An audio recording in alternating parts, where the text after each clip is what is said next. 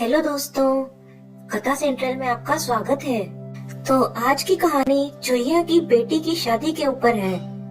कहानी को अंत तक जरूर सुने क्योंकि अंत बड़ा ही रोचक है और बहुत ही बड़ी सीख देने वाला है। और हाँ, अगर आप चैनल पे नए हैं तो चैनल को सब्सक्राइब जरूर कीजिए क्योंकि ऐसे ही मजेदार कहानियाँ हम लाते रहते हैं। तो चलिए शुरू करते हैं। एक चुहिया को एक सुंदर कन्या थी। वह अपनी बेटी का विवाह सबसे शक्तिशाली व्यक्ति से करना चाहती थी। बहुत सोच विचार करने पर उसे लगा कि भगवान सूर्य उसकी कन्या के लिए उपयुक्त वर साबित होंगे। चुहिया सूर्य भगवान के पास गई और बोली, सूर्य देवता, क्या आप मेरी सुंदर कन्या से विवाह करेंगे? सूर्य देव बोले, चुहिया जी, आपने मुझे अपनी बेटी के योग्य वर समझा, इसके लिए मैं आपका आभारी हूँ। पर मैं सबसे ज्यादा शक्तिशाली नहीं हूँ। मुझसे शक्तिशाली तो जल देवता हैं।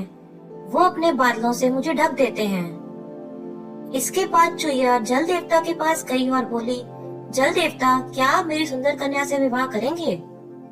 जल देवता ने जवाब दिया, देखो चाची, आपने मुझे अपनी बेटी के योग्य वर समझा, इसके लिए मैं आपका बहुत आभारी हूँ।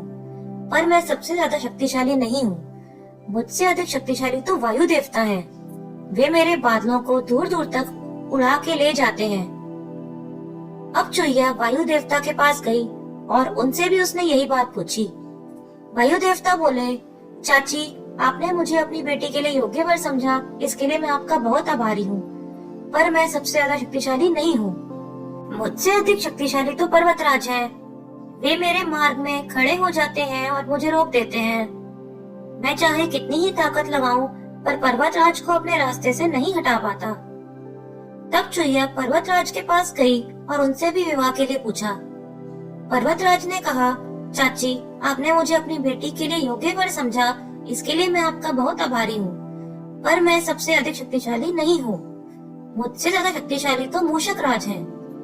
वे और उनके साथी मेरे चट्टानी शरीर में बड़े बड़े बिल खोदकर मुझे खोखला कर देते हैं। अब थक हार कर चुहिया मूषक राज के पास गई और बोली, मूषक राज, क्या आप मेरी सुंदर बेटी से विवाह करेंगे? क्या आप उसे अपनी पत्नी के रूप में स्वीकार करेंगे?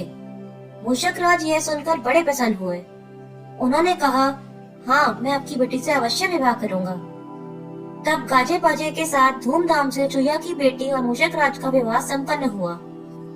चुहिया को बहुत खुशी हुई, पर साथ ही उसने सोचा कि काश वह पहले ही मूषक राज के पास आ जाती। तो दोस्तों, इस कहानी से हमें यह सीखने को मिलता है कि हमें हमेशा दूर के ढोल सुहावने लगते हैं, पर जो हमारे पास है हमें उसकी कभी कदर नहीं होती। हमारे पास जो है हमें उसमें खुश रहना चाहिए। तो दोस्तों, आशा है आपको यह कहानी पसंद आई होगी। यदि कहानी पसंद आई है तो वीडियो को लाइक और शेयर कीजिए और चैनल को सब्सक्राइब जरूर कीजिए। आपका बहुत बहुत धन्यवाद। मिलते हैं अगली कहानी में।